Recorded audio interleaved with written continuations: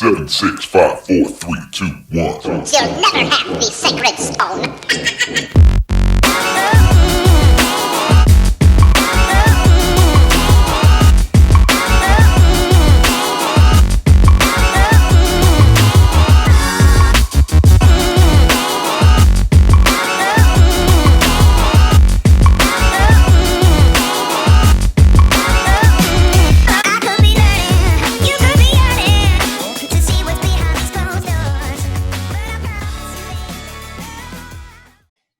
Welcome back into another edition of the Vegas Squares podcast, and we are sitting here in the virtual Zoom studio. We've got Token Tony, we've got Mr. Spike, and we've got a special guest. You may remember him on previous podcasts, our audio version of our podcast. It's the dude, Sonny D, the host of the Seems Legit podcast, coming all the way from the hockey capital of the world, Canada. I try. Thanks for having me on, guys. Yeah, for sure. We figured what better way than to get Mr. Canada here to talk us some hockey. So hopefully you can do percentage-wise better than our last guest, James A. Paxton, who is the lead writer of 12 Ounce Sports. He went 50% in his picks, and he picked against the Tampa Bay Lightning, which I tried to mute him, but he had some good points. So my bias is showing. I can see my bias is showing in this podcast. I went with the Winnipeg hat in the last podcast. Nice. Yeah, they embarrassed us. They did us to be proud. Yeah, that's a good way to put it. They just didn't show up. We're talking about unfit to play. They were not. They were not fit to play. I don't think they had been on a treadmill the entire time they were off. Like it was bad. Well, to be fair, neither have I. So that's fair to them. They must have went through the Tim Hortons drive-through as their workout. Dude, I love the fact that Tim Hortons is like all in the bubble too. I'm sure they're loving it. It's really the Canadian players who usually play in American cities are probably loving the fact that Timmy Ho is. I swear I see everybody drinking it. Like Pasternak was drinking it, even though he's a Dunkin' guy, which I know that created a little bit of a firestorm. And I know like all the GMs, they all got Tim Hortons cups in front of them. And so unless they're an official sponsor and they have to be there, people just know that that's just so good. Well, I think too, the other thing too is that the Tim Hortons brand has struggled a lot up here in the last couple of years. Like they've kind of lost what their identity is. So like, as you guys have down there too, like the whole craze around like the fresh delicacy donuts, like the fancy artisanal donuts, like the cronuts and all of that kind of thing, really has kind of taken off here as well. So they lose in the donut market, and then they try to introduce these like cheap versions of nice drinks. But it's like, if you're going to go for a fancy drink, you're going to go to Starbucks. And if you're going to go for cheap coffee, you're probably going to go to McDonald's, get your stickers, get your free coffees, whatever. They have the dollar days. So Tim Hortons has lost their identity. So I think the big part there is why they're in the bubble is they probably had to shell out some money. And I think it just to get the awareness back, right? Like, oh, hey, we're the coffee of hockey. Yeah, and it's unfortunate because all of us who live in America or the U.S. All know it as – because there's been a few Tim Hortons here in America or here in the U.S. that I have good experiences with Tim Hortons, so I've always just had a positive image of them. I didn't realize that they were struggling in Canada. You just always figured Canadians are just synonymous with Tim Hortons when it comes to coffee and donuts. No. Yeah, just like how are like in How I Met Your Mother, like everything's Tim Hortons in Canada. Yeah, exactly. The change you gave me back has Elton John on it. Yeah. Why do your points have Elton John on it? Scott and Moose. Yeah. So, all right. Well, it is the second round of the NHL playoffs, and we have gone from 16 teams to 8 teams. Couple of teams we expected, maybe some surprises. I know that we all kind of thought Dallas was unfit to make it to the second round as well. But what about you, Token? Any surprises here on yours? I know you had Vancouver. We both had Vancouver in the series, so kudos to us for cashing in on that one. To me personally, did you have Vancouver too? I wore a fucking Canucks jersey on the last podcast. That's just all right. What the fuck? Did you bet it? Yes, of course I did. All right, fine. The whole panel had Vancouver. My bad. Oh my god. I can't tell with you sometimes. Fucking memory on this Alzheimer's patient. Who are you? Oh, we got Gritty on the podcast. All right. Well, then, Token, I'll start with you. I mean, everything. I wouldn't say everything ran chalky, but everything kind of almost went. I know you had the Capitals, and that didn't go your way, but I had the Capitals, I had the Canadians as kind of a surprise, and Calgary. And those, I think, were the three that I ended up losing on my brackets. Yeah, I thought the Canadians might give them a little bit more of a punch in the mouth. I mean, they did for a little bit, but then unfortunately 2 straight shutouts would kind of do that in for you. So, Spike, any surprises here on the bracket of who's left? For me, not especially. I thought that Dallas and Calgary series was going to be a coin flip. I thought Dallas was going to be handicapped by the fact that Ben Bishop was going to be out. But Dobie stepped up, so, kudos to him. Excuse me. One of the things that kind of drove me crazy is that I bet against my Bruins, but I said if the Bruins win 2 games in a row, they have gotten themselves going and they are going to get shit done. And sure enough, that's exactly what they ended up doing. But no, I had Vancouver and the Islanders both to win the series at plus money, so I got to cash both of those, and I had emptied my account between those 2 and the Canes. So I am very much in the positive right now. So I'm trying to figure out where I'm going on this second round here. Well, good. Hopefully in the rest of the show, we'll figure out some of Spike's predictions. Sonny, you didn't make predictions on our last podcast, but you do follow hockey obviously very closely. Any surprises here to escape the first round? I mean, I know that, you talked off air about, St. Louis's effort and performance. Did that kind of surprise you that there was none? I was surprised by that, but I think I'm not so much it's a twofold surprise there, because I'm surprised at how well the Canucks played against them, but I'm also surprised at how flat St. Louis looked.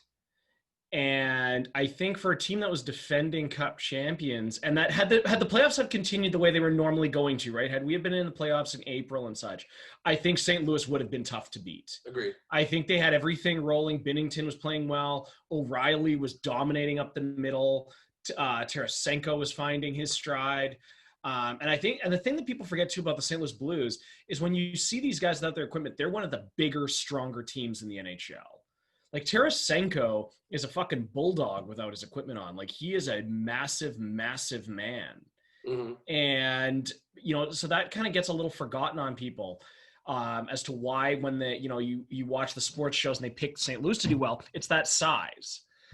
So I was surprised there. I was surprised at how bad Binnington looked yesterday. As a goalie myself, I've been there where it's just like that puck seems microscopic as it's coming at you. But wasn't the time to have a shitty game. So I was surprised by that. And I got to say, Spike, I was actually surprised they went back to Binnington. I thought overall, I thought Jake Allen really looked good except for one game. I thought Jake Allen was probably the guy to keep into the net, in my opinion.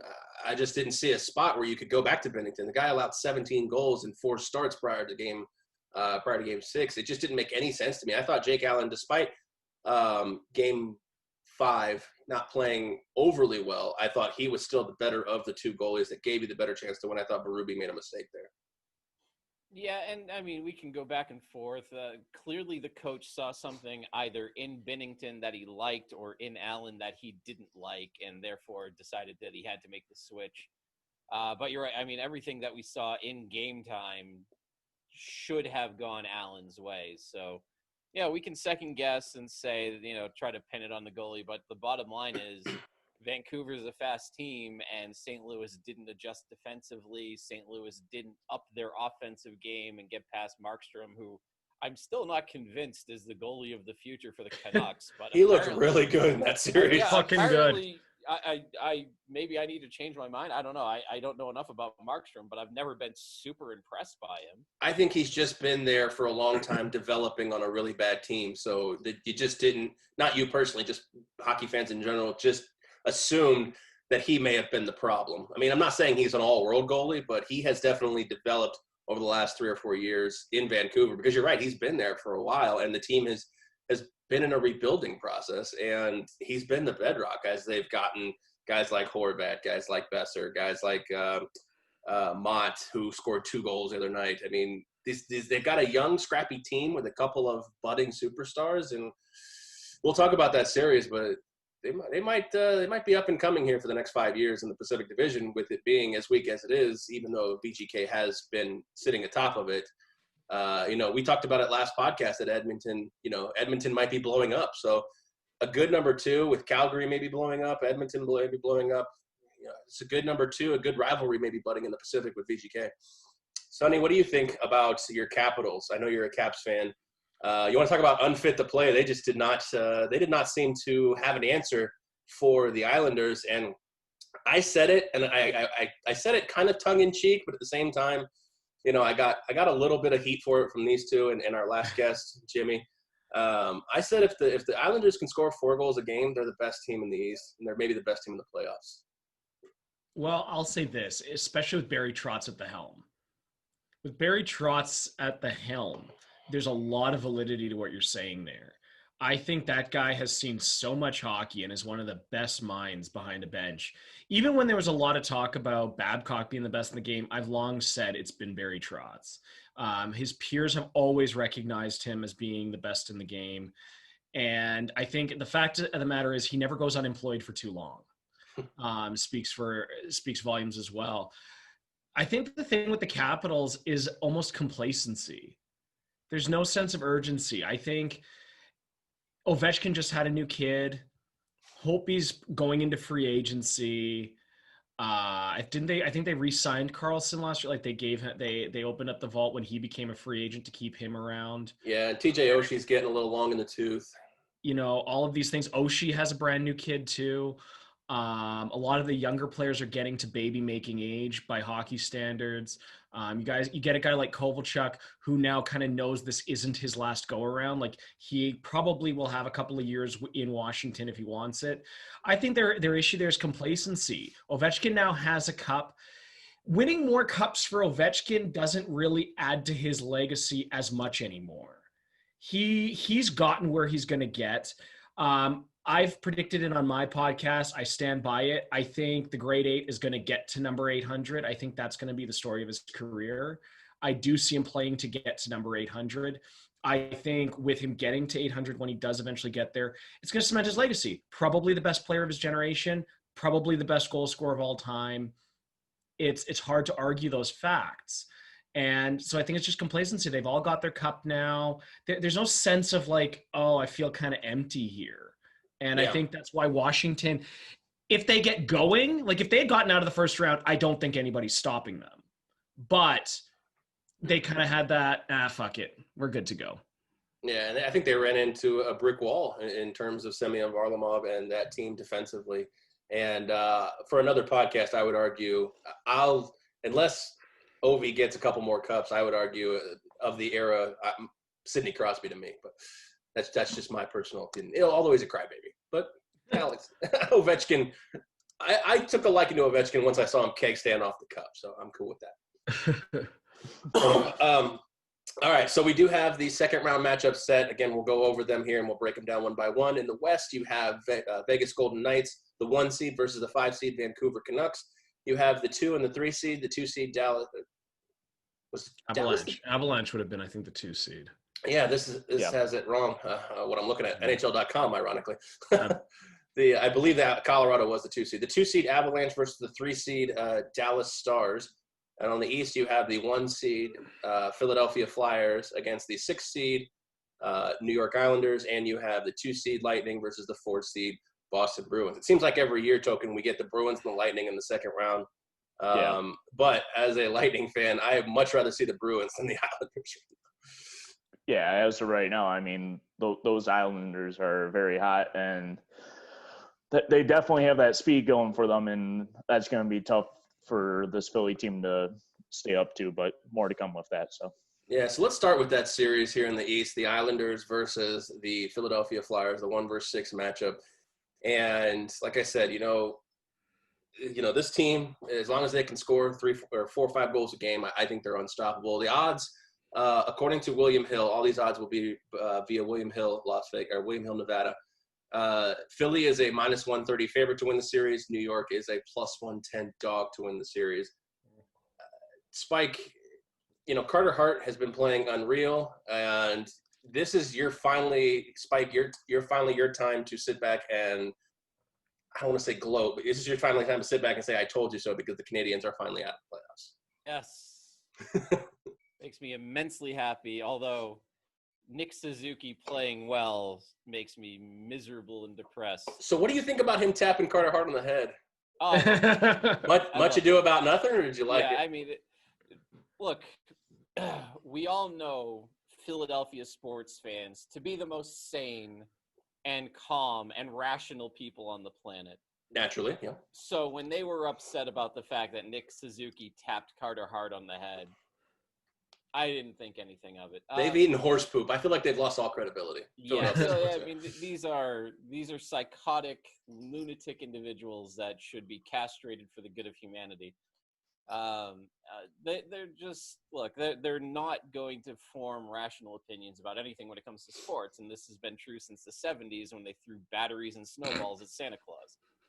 So this is not a fan base that I take seriously anymore. It's not something that I can get behind. So Nick Suzuki's a young kid, and I'm sure one of his teammates, if they gave a shit about it, probably pulled him aside and said, "Don't do that."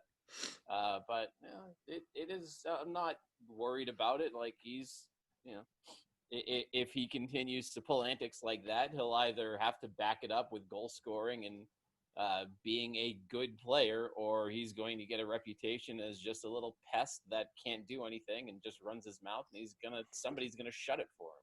Well, there's a guy in Boston who can do both, good player and a pest, and I think you know that guy, number 63, really well. So what do you think about this series, Philly and the Islanders? Like we talked about, the Islanders are tough. Philly looks good. I mean, when Carter Hart's playing at the top of his game like that, very hard to get a puck past him. This to me, to take the words from Jimmy on the last podcast of the first round, this to me looks like it could be an under series. Yeah, so this is I see this as kind of being the same as the Colorado series, and we can get into both when we get to the Western Conference, but is it that that Philadelphia was really that good when they took down Montreal? Or is it that Montreal just wasn't quite ready and they made Philadelphia look better? And Agreed. I frankly don't know which one it is. But we do know that the Islanders looked really good, giving up absolutely nothing against a very good Washington Capitals team. And the fact that their offense is getting going is, it should be scary to Philadelphia fans. I think you're right as a Lightning fan that you definitely don't want to face the Islanders right now. You need to find somebody that can find their weaknesses. And I don't know that Philadelphia can do it. I wasn't convinced even when they came out of the round robin as the 1 seed that they were actually good enough to be a 1 seed. So I'm looking forward to this matchup because the Islanders games that we've been seeing so far have been really fun to watch as a fan of defensive hockey. I think I'm leaning Islanders in this one, though, right now. I don't know that I'm betting the series quite yet, even though this is the only dog that I actually like that I want to look at. This is going to be a fun one to watch, but I'm right now leaning Islanders. I'm not convinced that Philadelphia is the answer in the East. Yeah, I tend to have to agree with you on that point because we talked about that prior when the round robins were going on. I thought that Philly might not be the best of the 4 teams, so they might have had the biggest motivation of the 4 teams to get the number 1 seed, and it looked like that was kind of the case, at least with Washington and Boston as far as motivation factors. Sonny, you said you were a goalie. Now, touch on it briefly before you get into the series. If you're that goalie, if you're Carter Hart, and you found out that another player on the opposing team pulled the stunt that Nick Suzuki pulled, how does that make you feel, or is that just kind of irrelevant to you? Well, I mean, goaltending is so mental. Like it's the most mentally demanding spot on the team. And I think, and this is kind of going to go into what I have to say about the series. I think Carter Hart showed a level of mental maturity there in handling the situation that is beyond his years. It's something now, if someone did that to me now, I'd laugh it off. Like, I'd be like, fuck it, eh? You know what? Like, you got it one. Fuck yeah. All right. Yeah, give me the bat. You know what? Thanks, bro. Like, yeah, okay. Right? Sure. But there was a time when I was 16 where the gloves would have come off and I would have jumped him and been like, fuck you for touching me. Like, that was a dick thing to do, right? Mm-hmm. It's kind of like in poker, right? There's like if a Sean Deeb slow rolls you, you're kind of like, you needed that, Sean. Like, that's for you. Like, you didn't do anything to me in that. Like, that's for you. Like, you're the one who needs to be slow rolling. I like, it doesn't affect me at all. I took a bluff. You slow rolled the winner. What does it fucking matter here? Same thing there. Nick Suzuki needed that. Carter Hart showed that. Going into that, I'm going to now go ahead and lead it off by saying Philadelphia, I think, beats the Islanders. And here's why. I think Semyon Varlamov used to be the goalie for Washington way back in the day, arguably in his physically best years. I used to be and I still am. I think the skill set, the athleticism, and everything Semyon Varlamov can do makes him one of the best goalies in the NHL. He has some mental issues, though, because when it falls apart for Semyon Varlamov, it falls apart. That's been his story. That was his story in Washington. And remember, they had a backlog of goalies at one time that are all number one goalies at some point elsewhere. They had Semyon Varlamov, Michael Neuwirth, Braden Holtby, and Philippe Grubauer all in the system, all at the same time. Wow. And Varlamov was the first one cut. They were like, "You're gonna go," and it was a shock to anybody who knew goaltending, because it was like, "Whoa, he's your best one." Mm-hmm. In Colorado, they were the best team in the NHL in the regular season. He won the Vezina Trophy that year, implodes in the first round of the playoffs. They lost as the number one seed, I think it was, in the West, or the number two seed in the West. With the Islanders, last year they had the sweep in the first round, wasn't it? And then they lost in the second round. Now, he wasn't the goal. I think Thomas Greiss might have been the goalie last year, I think, for the Islanders. Yeah, Greiss, and I think he split time with, was that Leonard 2 years ago? Last year? So. Could Leonard be, yeah. last year, Yeah, Leonard and Greiss a year ago. Yeah, Varlamov was in Colorado last year as well. Right, where he was no longer the number one goalie because Philippe Grubauer took that over from him. Correct, yeah. I think it's only a matter – I think it's easy when you have Barry Trotz coaching against Ovechkin and coaching against a team that is relatively unchanged from the team that won the Stanley Cup a couple of seasons ago. And you have Semyon Varlamov, who's had to take the Alex Ovechkin one-timer off the chest, off the hands, off the legs in practice 100 times to do that. I think Carter Hart in a heads-up goaltending match is gonna outshine Semyon Varlamov, and is just what's gonna end up happening is there's gonna come a time he's gonna make a big save. Varlamov's not gonna make the save. He's gonna let in a weak goal, and then it's gonna be all over. And I think that's where Philadelphia, if they can drag this series out a little bit, they could take it in 6 or 7. That is an interesting perspective. You didn't think about something like that with Varlamov. I always look at him kind of as a picture of consistency, at least what I've seen him. But you're right. I mean, I guess there is spots where, things like that can play. I see, Token, I see the Islanders' weakness, not necessarily Varlamov, although that is definitely a convincing argument as to why it could be. Token, I see the Islanders' weakness as a person who's watched the Islanders quite frequently this year, is their ability to score consistently. I've seen a lot of the season where they struggle to get a goal, 2 goals in a game, and that happened once against the Capitals too. What do you see in this series with Philly? I know we've talked mostly Islanders. Philly, it looked to me.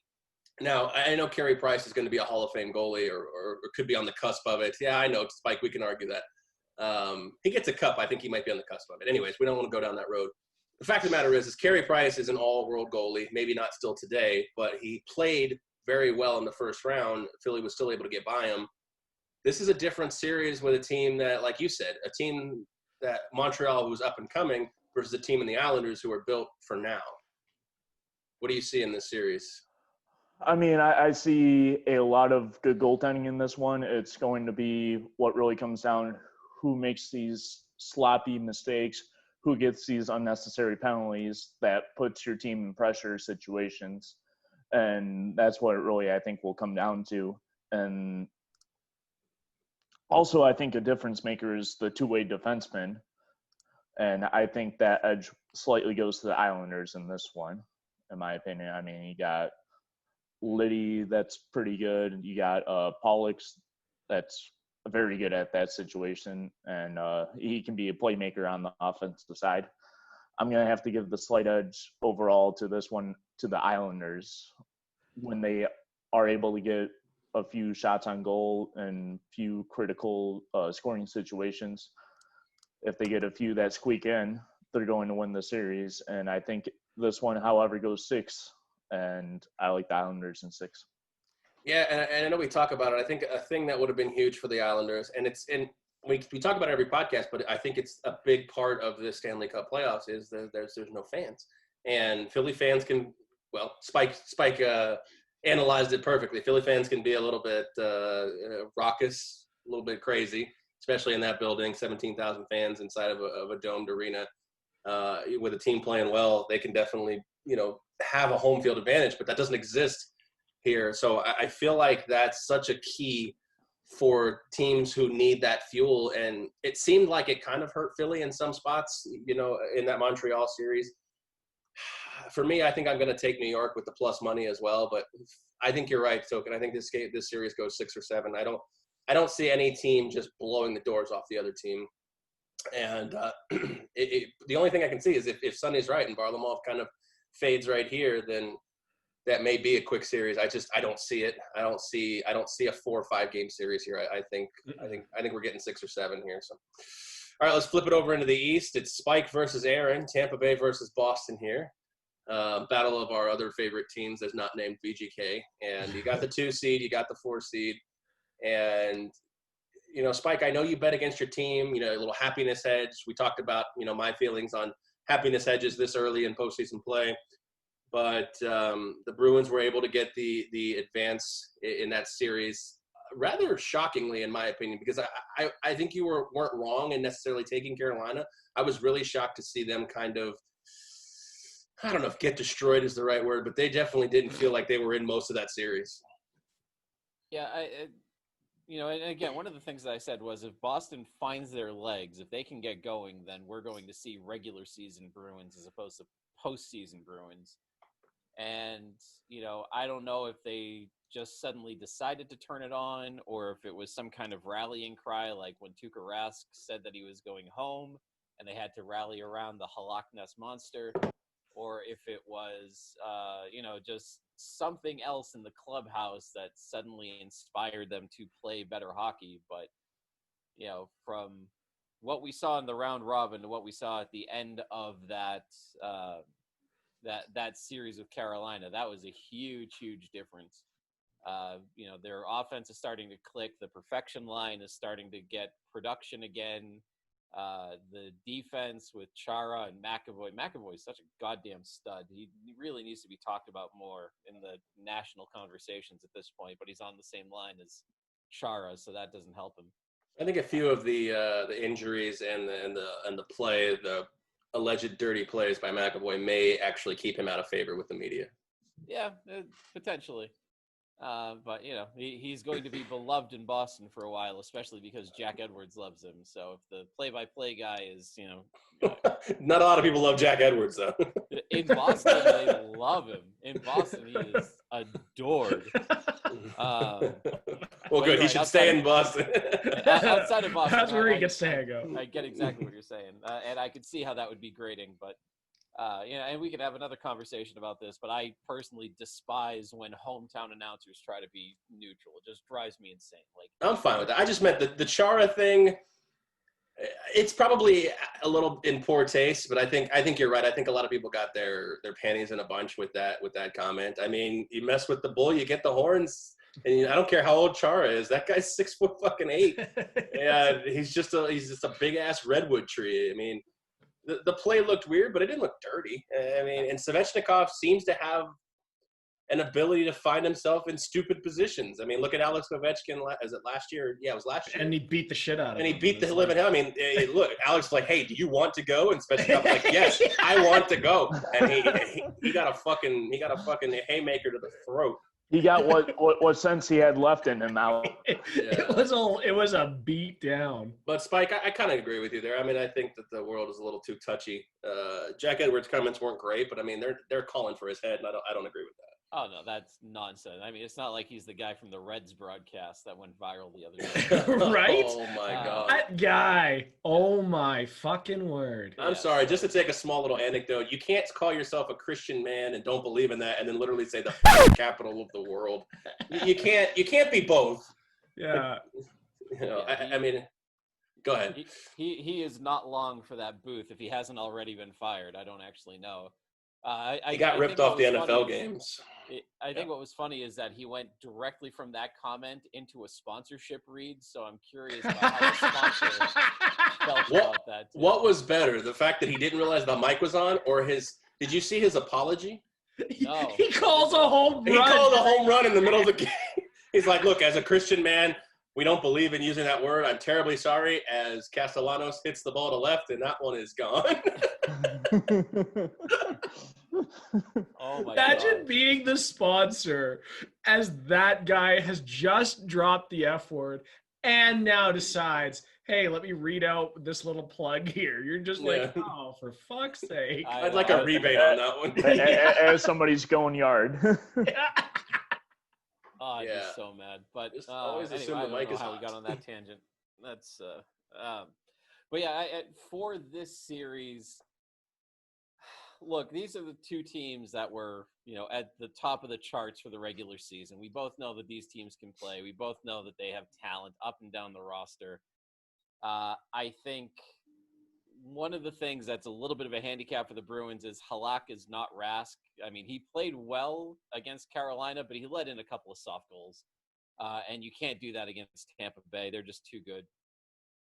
The other side of it is I haven't heard, is Stamkos playing? Do we know?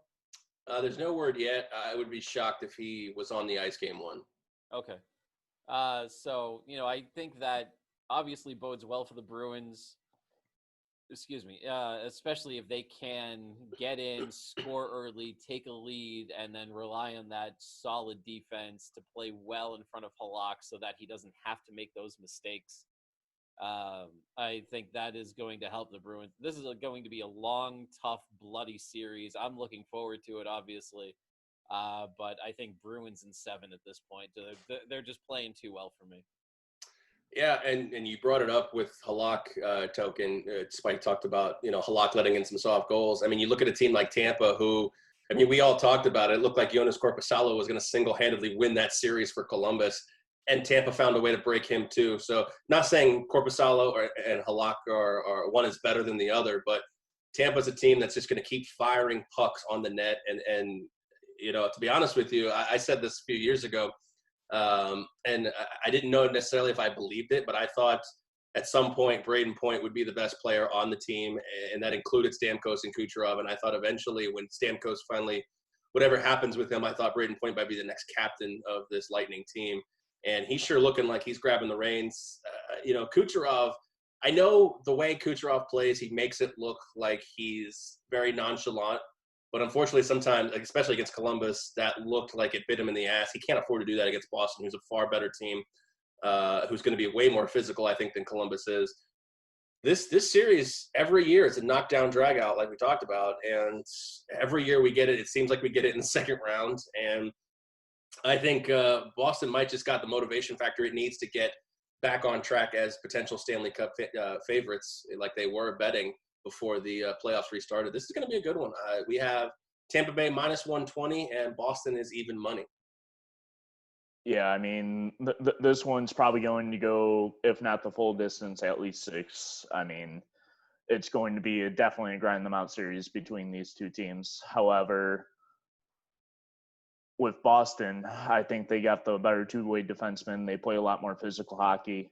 Tampa's very fast, though, and they got the mental edge. I'm going to have to lean pretty much, in my opinion, who I think is the better goalie in this one, and that's going to be Rask, and I think Boston comes out in 6. Bro, where you been? Had an entire podcast. We had an entire podcast about Tuukka Rask leaving the bubble and not playing for the rest of the playoffs. Oh, yeah. Sorry. Here, I'll give him a break. I'll you know what, Token, I'll cover for you here. All right, here we go. I'll cover for you. I'll say this. So Here's a fun fact. I don't know if you guys know this or not. There's only two. So at the beginning of the season and throughout the NHL season this year, there was only two goalies that were roster goalies on all 31 NHL teams that were under 6 feet tall. One of them was UC Saros in Nashville, who shockingly took over in net for the 6'6" Pekka Rinne. The other one is none other than Yaroslav Halak in Boston. So that goes to tell you, like, again, that movement towards size and why I felt like teams like St. Louis do have an advantage, right? Because of the size. The biggest thing when you watch and listen to NHL goalie coaches and they talk about why this movement towards size, it kind of goes towards the Vince McMahon idea of size. They're just a little more durable. They can handle a little more. Okay. They're just there, right? Like, that's why in wrestling, Vince always had this thing. He wants big champions. He never wanted the small guy to win, and it was because of a guy named Shawn Michaels. His back got battered up and then left them hanging without a guy. I think that's where you end up, as you said, with Tampa Bay, is they're a team that's just going to keep those pucks coming at your goalie. And unless you have a guy like a Pekka Rinne from 8 years ago in that net, it's a tough thing to overcome. Tuukka Rask is like 6'4" himself. Like, Tuukka Rask is like 6'4", 211 pounds. Like, he's not a slouch in net. Yaroslav Halak is 5'10", 160 pounds soaking wet. I think just the pressure that Tampa Bay can put on Boston and on Halak is going to be too much. And I think Tampa Bay could get through in what will maybe look like an impressive manner, but I think in the grand scheme of it could still be underwhelming. And I don't know that it necessarily positions them to beat whoever comes out of the West. I think if they get through Boston, they get through the East, but I don't see them winning the Cup. I don't see it being enough to win the Cup. And back to our talk about unimpressive goalies, Andrei Vasilevsky has been the goalie his entire career that I can't get behind. I feel like John Cooper as a coach for the Tampa Bay Lightning, I think they're like, his butt has to be fucking burning. Like, he has to be on the hot seat every season. I think the one time he was able to coach the Tampa Bay Lightning to the Stanley Cup final, it showed that there's levels to the game, and he's not at that level yet. Lest we forget, he had Ben Bishop, who was basically playing on one leg. He said, I'd rather have you in net than the guy who's my current number one goalie. If you're Andrei Vasilevsky, you haven't forgotten that. You haven't forgotten that your own head coach thought the cripple was better off in net than you. I do remember that. I couldn't believe it. If you're Steven Stamkos and you were grabbing bench during an elimination game versus the Chicago Blackhawks because your head coach wanted to send the message that Stamkos can't do whatever he wants, that Stamkos isn't bigger than the team, you're in no rush to come back. There's a fuck you attitude there as well. And I think that's where the biggest issue for Tampa Bay could come across, is if they start to fall behind to the big bad Bruins, all of a sudden, some players are starting to remember some conversations. They're starting to remember some feelings, and they're starting to feel like, fuck it. One more loss here, bro. You ain't coming back. So don't be surprised that there could be a bit of an implosion in Tampa Bay kind of brewing at the surface here. So that's why I do predict Tampa to get through just based on the Halak situation. Halak's no spring chicken now. He's got to be, mid-30s now? Like, he's not, like, he can't be young because he was older than Price when they were both in Montreal. 34. 34. I was going to say 33. Yeah, he's around there. Yeah, for sure. 35. I got 35 here. Yeah, so 35. There weren't too many goalies stealing cups at 35 years old. No, and you're right. Serviceable is fine, but to endure a playoff run might be a little different. At 5'10", I don't know that that's happening anymore. Yeah. All right. So flip around the bias here for a second. Oh shit! It's on the other side. Well, keep it. Anyways, so I actually, when I saw the matchup with Columbus, I was shaking in my boots because I'm like, look, they got swept last year. They had a 3-0 lead in game one. That evaporated, and they just felt like there was no motivation in 2019, despite being the President's Cup winner and just being everyone's all-world easy pick to win the Stanley Cup. This year, I think everybody thinks, oh, look, Tampa's good again, but look at what's happened the last 2 years. I mean, look, 2 years ago when Washington won the Cup, Tampa Bay sat out games 6 and 7 basically in the Eastern Conference Finals. And, last year we all know what happened with the sweep. I think Tampa Bay feels motivated this year. I think Cooper, and I said if Cooper loses, if the Lightning lose to Tortorella again and get outcoached and outclassed again, he should pack his bags. And even Spike said, Gerard Gallant style, just leave his ass in a taxi. I feel the motivation factor's there. And Spike, I know you're going to love this. I think Tampa wins in 5. Whoa. That's bold. I think the Halak factor, I think you're right. Halak can win you a series. And I just don't know if he can win you a tough series like this. I think if we had Tokens World and Rask was still in here, then I think you're right. I think this is a hell of a series, and I would hate to have it happen in the second round because that would mean one of these teams is underachieving for the year because that's what seemed to happen. You had Tampa and Boston who matched up, I think, 3 or 4 years in a row in the second round, and it felt like the loser of that series was an underachieving team, and it was unfortunate. That's just the way the playoffs set up. I know I'm showing home bias. I just think you're right. The puck's on net eventually are going to get to a guy who's 5'10", who's 35 years old. The only thing I can see is if Pasternak comes out and that line can get going with Bergeron, Marchand, and Pasternak. Boston's going to need 4 goals a game to win these games. And Vasilevsky is a goalie that's going to give up 2. I would guarantee you every game he's going to give up 2 goals. I just don't know if I can guarantee he's going to give you up more than that. But you're right, Vasilevsky, he's a goalie I can get behind because it's my team. But you're right, if he was on any other team, I don't know if I'd be in love with the guy. No, and he doesn't have a Vezina trophy. He doesn't have a Vezina trophy playing He's been a behind finalist a few years. He's not getting Vezinas if he's not on Tampa. Okay, I'll agree with that. Like, he's a finalist for sure in perpetuity as long as Tampa stays good. He won the Vezina last year. That's what I'm saying. But he's not winning those Vezinas, and he might win it again this year. But he's not winning Vezinas playing for teams that aren't the Tampa Bay Lightning. No, but in fairness, a lot of goalies, are like that. We talk about Varlamov. Varlamov was on a pretty decent team, and I don't think he has a Vezina. He does. He won one with Colorado. Did he? Does have a Vezina. Yeah, he has 1 Vezina. All right, well, then that debunked my my speech there. But you're right. I agree with you. I don't know if he's a goalie I would be enamored with if he wasn't on the Lightning or Vegas. So that's a fair assessment. But yeah, I'm gonna say Tampa in 5. That's bold. I think so too. That's bold. All right, switch gears. Move over. Do you think Cooper is the better coach than Cassidy right now? No. I think it's Clearly close. The answer is no. I just wanted to hear what. I don't think it's no. I just don't think that it's a large gap. I mean, I will say that overall Cassidy's probably the better player or better coach, but I don't think it's a large gap. I think Cooper has some errors mentally in the way he approaches things. Not even take out the 2015 Cup against Chicago. I think despite the fact that he made a bad decision with Ben Bishop, Chicago was just a far superior team to begin with in that series. The Lightning were just happy to be there. I remember that series very well too, because my boss was a Chicago fan, and he tried to give me a little shit, but they were a little scrappy. They kept it in for a game. I'd say that the gap isn't far, but I'll give you that Bruce Cassidy's a better coach. Okay. All right, shift gears to the West here. We've got the 2 versus the 3, even though NHL. Wait. Sorry, I just want to add one thing. Okay.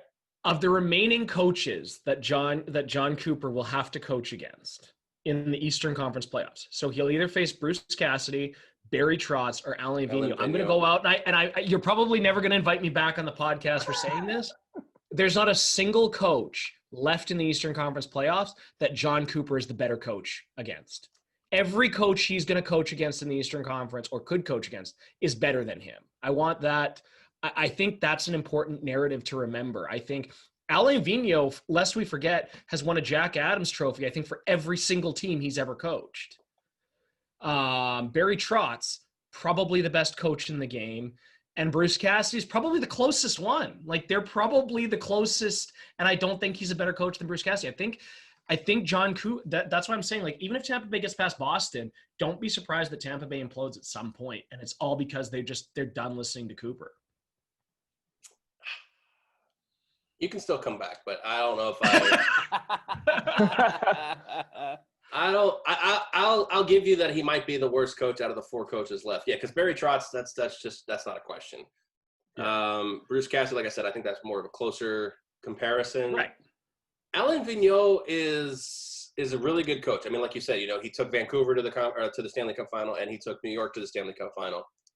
But it's just he is just embodied with losing. He's a guy. He doesn't get the job done. Yeah. So no disrespect to Alain Vigneault, and I'm not saying that's hard to say. Coaching is that's a tough one. He could be the worst, but he could also be second or third, and I think that might be interchangeable. But yeah, you're right. He's not the reason. He's not. Well, of course, he's not the reason they're going to win the Stanley Cup. They're not going to do. He's not going to do something that all of the analysts are saying. Tampa Bay is Stanley Cup champions because of John Cooper. They're going to say because of this talent and because of Andrei Vasilevsky. So, yeah, well, he might be damned. John Cooper might be damned if he do, damned if he don't. He'll get no praise and all the blame, and that's fine because you're right. I think that, like I said, if they didn't advance by Columbus, he should have been gone. So, I can understand both yours and Spike's thought process with that. So that's fair. All right, we can move into the West. Yes. All right, cool. Yeah. All right. Gee, thanks. Save that for part 2. Check that out on YouTube. No, I'm just kidding. The 2 versus the 3, even though NHL.com has it backwards, the 2-seed Avalanche and the 3-seed Dallas Stars. I got to say, despite the fact that, Ben Bishop is hurt, Dallas still looks like a team capable of keeping Colorado around. Obviously, Arizona was not able to get the job done the last 2 games. It was 7-1. Oh, and 7-1 against the Arizona Coyotes. So, Spike, now that your futures ticket on the Coyotes is gone, I think Token had one on. My memory isn't too well for me, but this is a series where I don't really know what could happen. Colorado is an incredibly strong team. Dallas is a team that's not, despite the fact that they did win that 5-4 overtime game, is not a team I expect to go out there and score 5 goals every game, but Colorado could definitely do it. So, Sonny, I'll start with you on this matchup. You have Grubauer, as you talked about, who's in net for Colorado with a team. Right now we have the odds minus 255 for the Avalanche, plus 215 for the Stars. So Vegas thinks that obviously this is one of the more wider open series in terms of talent discrepancy here, but I'd be hard pressed to not take the Stars plus 215 here, despite the fact that I don't think they can win the series. Okay, I'll say this. I think the Avs are going to win this series. I think the Avs are probably going to win the Cup, in all honesty. I think what it comes down to and why I think the Avs could win the Stanley Cup is they arguably have the best remaining players. They have the best remaining player, period, in Nathan MacKinnon. I will agree with that, yeah.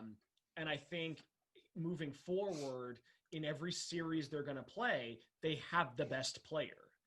I think Nathan MacKinnon, what makes him so incredible is that he can just make the decision that, fuck it, we're not losing today. I'm going to take the puck from behind my own net. I'm going to skate through everybody, go in and just rip it past the goalie. There we go. We have one on the board. I was a little disappointed. If we go back to when Washington won the Cup, Philippe Grubauer had actually supplanted Braden Holtby as the number 1 goalie going into those playoffs for the Washington Capitals. Mm-hmm. Then he kind of choked in those first 2 games. Holtby retook the net. The rest is history. Grubauer has since gone on to Colorado. They've gotten out of the first round. I think both years he's been the goalie. This could be his moment now, where he learned from what happened in Washington and now finds his comfort zone.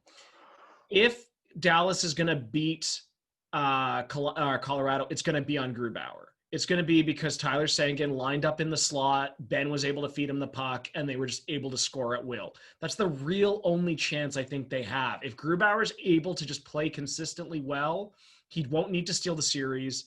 He just has to not lose it. To kind of a nod to the old Red Wings of the 90s and early 2000s, he has to Chris Osgood it. He doesn't have to steal anything. He just has to not lose it. And I think that's the position that Colorado finds themselves against everybody they're going to play. They don't have to steal a series. They just have to not lose it. And I think that's why Colorado is the minus 255.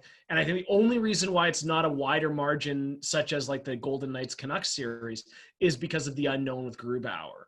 Is he ready to take that next step? And if so, Avs could they could just annihilate the rest of the way. And that's why I think it could be the Avalanche moving forward, or will be the Avalanche moving forward. Yeah, I think you're right on that one. And like I said, token minus 255 is just a huge juice to lay if Grubauer sucks. It is, but however, every scenario that I run out, I give the Stars maybe a 10% shot of winning the They series. don't have a chance. Yeah, I mean, and that's probably a bit much. I mean, yeah, the Stars have Pavelski, they have Klingberg as probably one of the better two-way defenders in the league right now, and Seguin hasn't produced that well in the playoffs lately, but he's got to step it up if the Stars even want somewhat of a sniff of a chance in this one. And I see it maybe going 5 or 6 games, but this Colorado team's definitely too fast for the Stars team to handle. And even if Grubauer gives up some bad goals, they're still going to win these games. I mean, it's going to take like just the Stars bruising and slowing down these Avalanche players to even keep them around. Yeah, I mean, the two stats I look at, Spike, and they're basic stats, they're probably the two stats that most people look at, is the fact that the Stars are almost dead last in goals for, and they're second in the NHL in goals against. So for Dallas to win, one of those stats, the goals for, has to get higher in terms of being able to score. I mean, they scored 4 more goals than they allowed in this series, or in this year. If they can't score, they might get swept. I mean, that's a pretty basic thing to say. I understand if you get 0 goals, you're never going to win a game. You lose, but I mean, I think Khudobin. I don't know what the status of Ben Bishop is, but Khudobin seems serviceable. But I almost feel like Khudobin might have that same mantra as Halak, despite being a little bit younger and a little bit taller. He's just, the more Colorado beats you down, the more susceptible you are. And I think that Colorado, especially, I think Colorado is going to breeze easily if Nazem Kadri doesn't get suspended. Yeah, keep scoring, because the only time that he's not able to score, because it seems like even in Toronto, is when he's suspended. Yeah. That is true. And yeah, this is this is what I was questioning, is if Colorado is really as good as we think they are, or was Arizona just not ready for prime time and they made Colorado look that much better. It's going to be an interesting thing to see, but and as much as I hate to do it, I have to agree with Token on this one, where the superstars for Dallas have to get going. They have to do something. They have to earn their keep in this series if Dallas even wants to sniff a win. Because, Seguin, Perry, Klingberg, Pavelski, even Heiskanen have done nothing. Listen to those stars you're labeling. Yeah, right? Like, that's an all-star team, by the way. Yeah, in 2010. They're all technically stars, though. I know, in 2010, that was the Western All-Stars. I know. I'm saying, you're looking at Jamie Benn, Corey Perry, Joe Pavelski. Good God. I mean, I think I remember playing video games with them on them in the high school. Yeah, it wouldn't surprise me. It's just they have to get going if they want a chance in this. The problem is, I think no matter what, this is the curse of the backup. I don't think Doby is going to get him there. If Ben Bishop can't play, then yeah, I think 4 or 5 games for Colorado is all it's going to take. Yeah, do we know anything about Bishop as what's going on? Is there any chance he's coming in? Did he report back even to the bubble?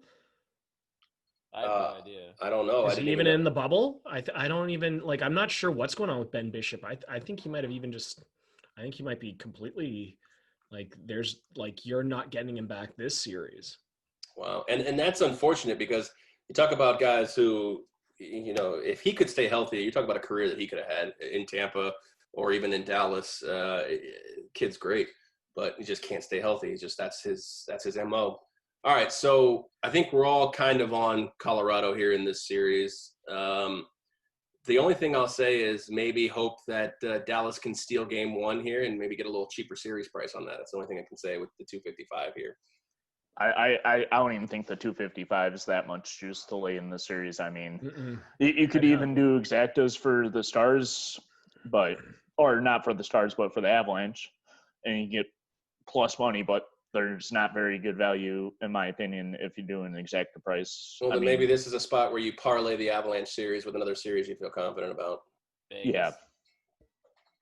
Vegas. If you think the Islanders are going to get through, I'd parlay it with the Islanders. That could be an interesting just one to too. make up the juice on it. Like I'd consider that parlay because I mean, the Tampa Boston series could there's so many arguments both ways. But I think if you think the Islanders are going to move on, I could see a parlay with the Avs and the Islanders there, especially if the Islanders fall behind a game. I think that's where you could really see some nice. Could get plus 150 there. So yeah, exactly. Yeah. The favorite exacta for this is Colorado in 5, and that's 3-1. So if you think it's going to be a gentleman's sweep with the Avalanche getting it. So what is 6 and 7? 6 is plus 325, 7's 4-1, and then the sweep's only 550. Wow, so they're really predicting that Dallas has no chance in this game. They don't. Yeah, I mean, or in the series. They don't. Dallas I is agree. most favorite chance to win is Stars in 7, which is 6-1. Yeah, Stars in 7. They would have to 6-1. They would have to drag this series out. Yeah. Lest we forget, Colorado, we've just talked about 1 or 2 players for Colorado. Lest we forget, there's still Landeskog, there's still Rantanen. And McKinnon, you can list every Dallas Star player. McKinnon's oh yeah? Hold my beer. Check this shit out as he just skates past them. There's only 3 players that can do things at the speed at which McKinnon can. There's him, there's McDavid, and then there's the guy out of Detroit, Larkin, that I like. I think what those 3 can, and Larkin isn't even at that level yet. No, Larkin's the next step. Without a puck, Larkin might be the fastest player in the game. But with a puck, it's like McDavid and McKinnon get faster. It's crazy what they can do with the puck. Yeah, and I don't even know if Larkin will truly ever get to that level or even sniff it. Not playing in Detroit. I was going to say, not in Detroit, he won't. No. Not playing in Detroit. And that's such a weird thing to say. Not playing, playing in Detroit is not good for you, especially with their history. I mean, if you look at it, players back in the 80s didn't want to play with the Lions. So, I mean, it's a similar situation. Who wants to go to Detroit anyhow? That city sucks. No yeah. Thanks. I would argue, again, you talk about guys on that level. There's a guy in this next series that could be or is at that level, not Nathan McKinnon level, but at that level when he has the puck, look out, dangerous things can happen. And that's Bo Horvat in this series, Carolina, Vancouver, and Vegas. I don't know where Carolina came from, but I was looking at the Carolina logo. Anyways, Vancouver and Vegas, you want to talk about a big series price. Vegas is minus 330, Vancouver plus 270 to win the series. Correct me if I'm wrong, that was as much or more juice as the Chicago series, and I don't agree with it. No, I want to say the Chicago one was right around 4, so similar juice, but. Yeah, so. This is one, if you like Vegas and you want a good price on them, you're going to have to shop around. Vegas Insider has them at minus 275 right now. At where? Well, that's just their aggregate series line, right? They don't say. Unfortunately, they don't run a book. They don't say where it's coming from individually, but yeah, right now they're saying Vegas at minus 275. Let's see what my bookie's got here on this one. Spike, what are your thoughts on this series? I mean, obviously, we all love VGK, and we're all obviously rooting for them to win. But at a series price of 330, I just don't feel like there's the value in that. And I'm going to try to see what my bookie has. Like you said, shopping around, but this just feels like a watch and enjoy kind of series to me. You got a lot of young stars on Vancouver. Like I said, the aforementioned Bo Horvat. Another guy, obviously he's had a rough go of it, is Brock Besser. I've always had kind of a soft spot for him. He hasn't been really in the fold, especially last series. for the Vancouver Canucks. And then you got Elias Pettersson, who might be maybe the best center under like 23 or 24 years old, in my He opinion. might be the best player in the series. Skill-wise, Pettersson might be the best player in that series. Mark my words. The problem is toughness. He's small. I just don't know if he's better. I don't even know if he's better. Well, I think him and Horvat are both great. His hands. That guy's got some hands on him, and he can shoot. The problem is that if you start letting Ryan Reeves punish him against the boards, and you start letting Vegas just fucking take it to him physically to him, yeah, that's where I think Vegas could kind of halt the Vancouver momentum here. It's just they're a much bigger team, and they're just as fast. I think one of the interesting things, I love how when I talk tokens video comes up, but I think the interesting thing here is going to be the Robin Lehner situation. I like what Vegas did in the first round there, where they went to Fleury, let him win a game, and then they kind of said, yeah, but we're going back to Lehner. Like, understand what's happening here. I hated it. I hate the fact that they're creating a goalie controversy. Yes. But again, we don't know, right? Like, you don't know. Maybe Fleury might – there could be a situation here where Marc-Andre is kind of like, my legs are a little tighter. They're not quite there yet to carry playing every other game. Like, I think teams could be having some very honest conversations that we're not privy to, right? And we don't know exactly what playing fit is for a lot of these players. And I think there might not be a controversy. Like, Lehner's the one who's auditioning for a job. Marc-Andre Fleury is still technically your guy. And that's unfortunate too. That creates an obvious offseason issue too. Right? So I think that's going to be an interesting thing to follow as well. Is Lehner ready to be a number one goalie? And is he ready to do it for Vegas? If so, then yeah, I think that's where the minus 330 comes in. Because even when we were just talking about Vancouver getting through past St. Louis, the talk was, are we there yet on Markstrom? Is he a guy? Is he a number one goalie? And I think that kind of becomes the question mark there as well. Is Vancouver looks small when they play too. Like, Quinn Hughes looks tiny out there. Elias Pettersson looks like he could, should be wearing bigger sized equipment just to look bigger. Like, that's kind of where I think when it comes to Horvat, yeah, he's fast. Yeah, he can do some things. But I mean, with all due respect, he's I don't even know that he's at Larkin level yet. Let alone, I don't know. I mean, that's just a difference of opinion there. Level. Oh, I didn't say he was on Connor McDavid. I said I think he may be entering that approach. And you're right. And maybe the situation is Horvat's been on more successful teams than Dylan Larkin, so that's why we look at him that way. Yeah. But like I said, I'd be hard pressed to try to differentiate. The best player in the series is on Vancouver. I just don't know if it's Horvat or Pettersson. And that's a good thing for the Vancouver Canucks to have is two guys that obviously make up the two best players in the series, despite the fact that the Vegas Golden Knights are the number one seed. Many people argue Mark Stone. I think a lot of things that Mark Stone does that makes him great don't show up on the stat sheet, and they're not goals. So that's what scares me is this team right now, they're playing hot. The Vegas Golden Knights are playing hot. They can score at will.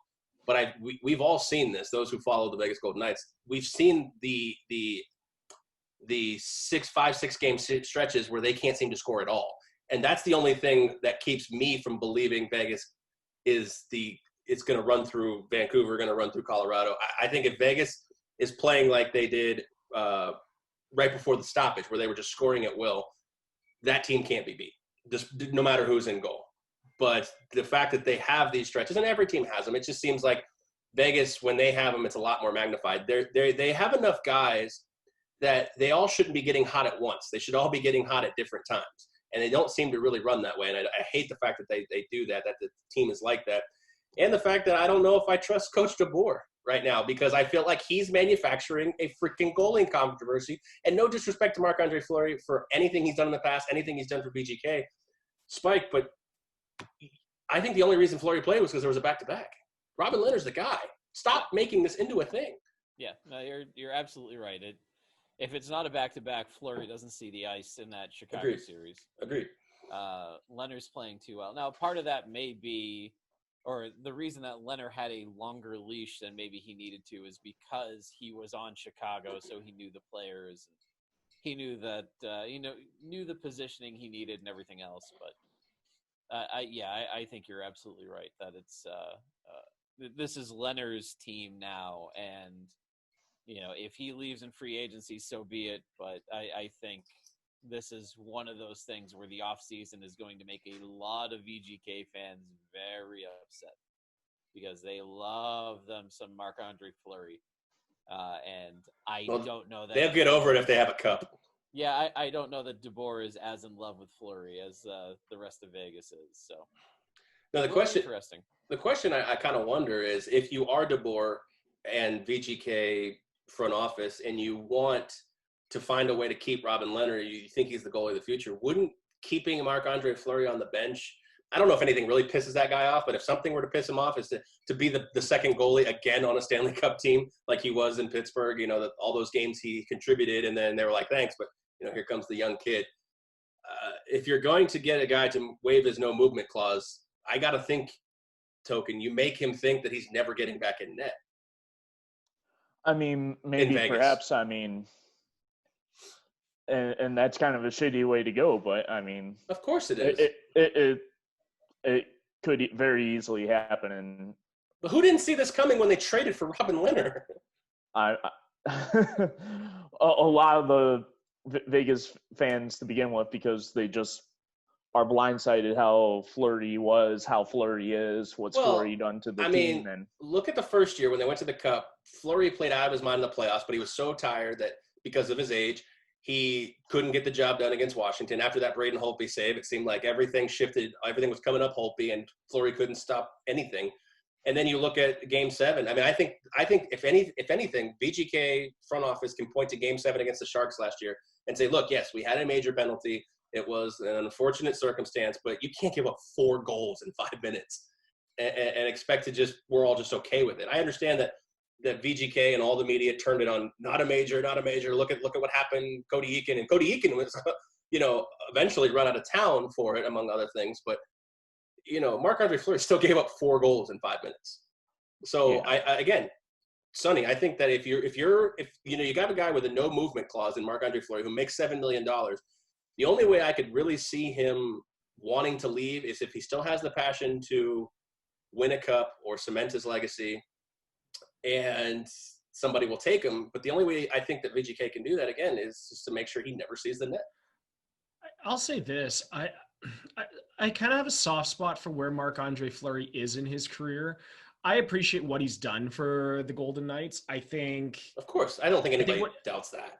I think the interesting thing is if you really look at Marc-Andre Fleury's career, he has had one of the most up and down careers out of any kind of number one goalie or serial number one goalie. He also never really left Pittsburgh under bad terms. I don't think he had any animosity towards, Matt Murray. Mm-hmm. He didn't have really any animosity towards the organization. He knew the time was up, and he knew that there wasn't really anything to stick around. Lest we forget, Marc-Andre Fleury was part of, I think, the 2010 and 2014 Olympic teams where he never played a game. Mm-hmm. I don't think he cared too much about that. He still got his gold medal. He played in both of Pittsburgh's recent Cup wins. So, I mean, he contributed. Sure. A Stanley Cup's a Stanley Cup.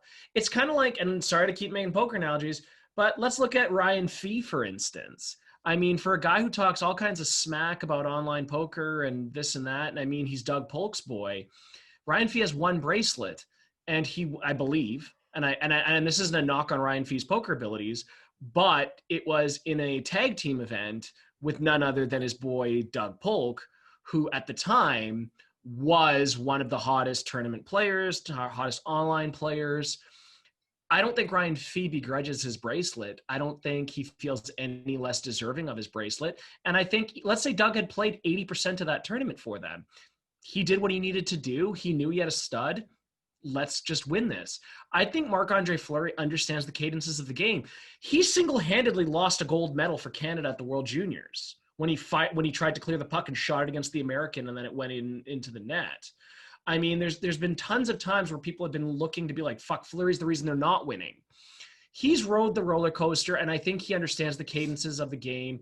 He makes enough money that, I mean, it can help with a bruised ego. He gets to live in Las Vegas. Like, I think he lives there now. Mm-hmm. I don't see him wanting to move.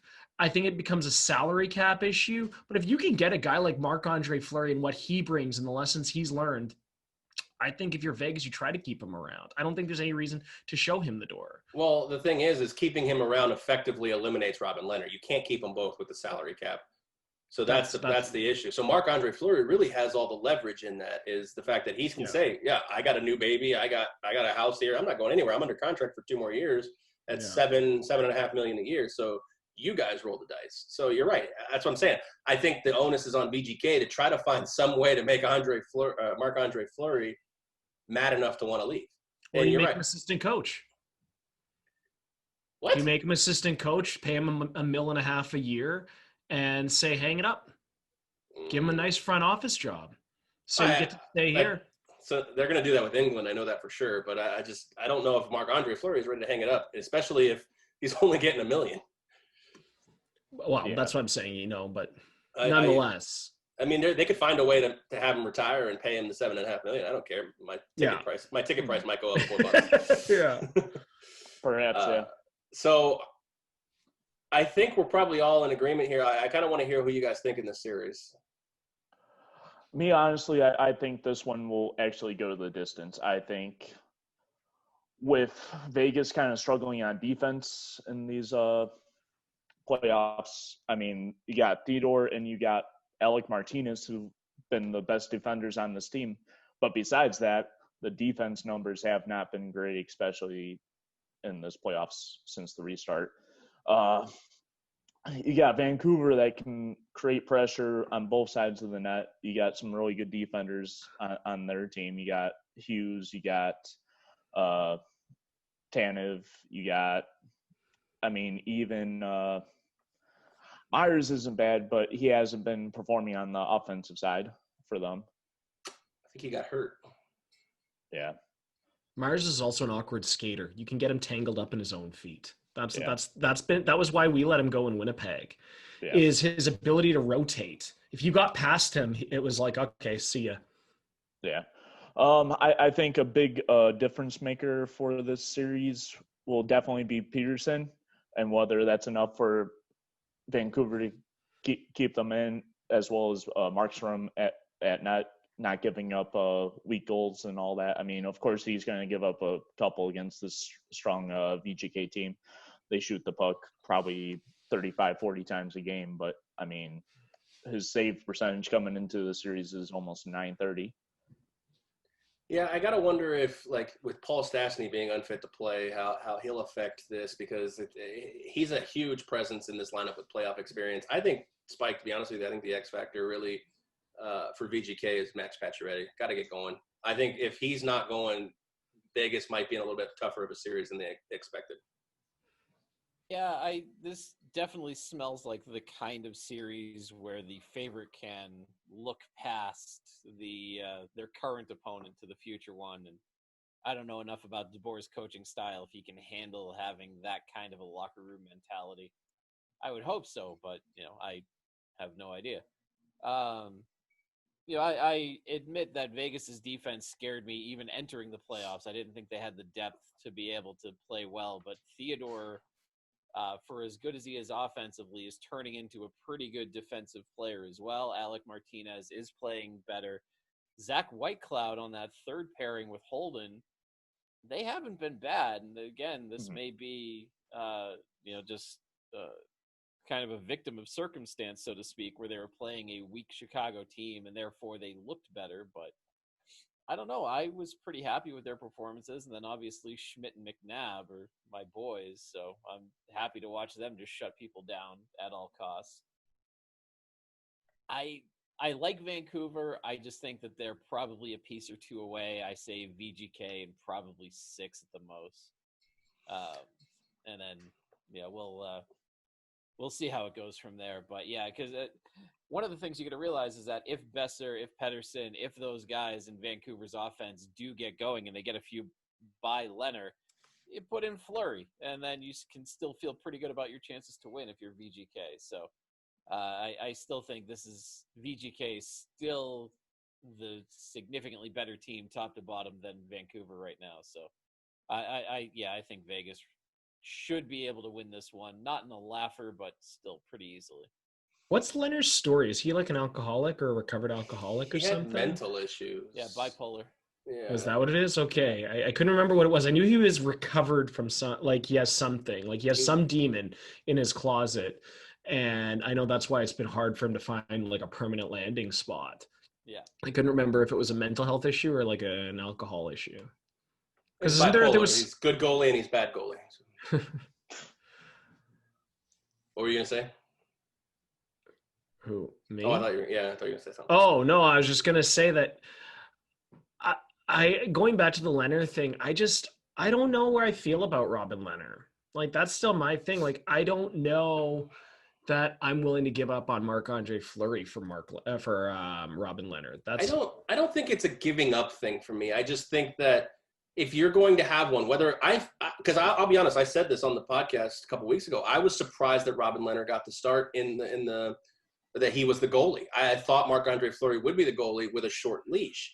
And maybe that round robin, the game. Because the thing is everybody was shitting on Marc-Andre Fleury for giving up 4 goals on 17 shots in the St. Louis game. But if you look at the 2 games, he gave up less goals than Leonard did. Now, the other game was against Arizona. They were obviously, that was a less competitive game because Arizona wasn't in that game as much, and it wasn't also part of the seeding. But I thought Marc-Andre Fleury would start the playoffs. I was actually kind of shocked that he did not. But that being said, if you went with Leonard, again, like Spike said, if there wasn't a back-to-back, Marc-Andre Fleury would have never seen that series. And I'm okay with that. I'm okay with the fact that they went with Leonard. You just got to stick with the guy because when you're basically, you see what happened with St. Louis. I mean, it was like, oh, Binnington, Allen. What do we do? Who do we go with? Allen played good, but we're going to go back to Binnington, and it bit us in the ass. So I don't want DeBoer and the coaching staff to manufacture, because the media is already doing it. The media here in Vegas is already doing it. I don't want, and actually one media member who we have on here, Sinbin, he's even the only media member saying, I don't think this is a good idea. Everybody else is like, you got 2 world-class goalies. This is phenomenal. You have a good problem. He says, yes, but you have to differentiate who is number 1 and who is number 2 in the postseason. And that's unfortunately what VGK is not doing right now, because every time Leonard lets in a goal, why isn't Fleury in? Every time Fleury lets in a goal, get Leonard back in. I mean, that's a problem. I understand that's just a fan issue, but that creates an issue maybe in the locker room, because you know what? Players might think the same thing that fans think, just aren't going to voice their opinions. So that was my thing. I'm not ready to give up on Marc-Andre Fleury. If Marc-Andre Fleury is the starting goalie in 2020 for the Vegas Golden Knights, I'm fine with it. My point being is if your future includes Robin Leonard, then you got to make that decision. Yeah, make the decision. Stick with it. I don't care. Either goalie is fine. It's just pick one. Well, I think too, but DeBoer's wasn't he kind of doing that towards the end of his tenure in San Jose? Like that was the big thing too, as to why they kind of showed him the door in San Jose, was that not only was the message kind of getting a little stale, but I think he was losing the team a bit because he was doing that with Alex Stalock and Martin Jones.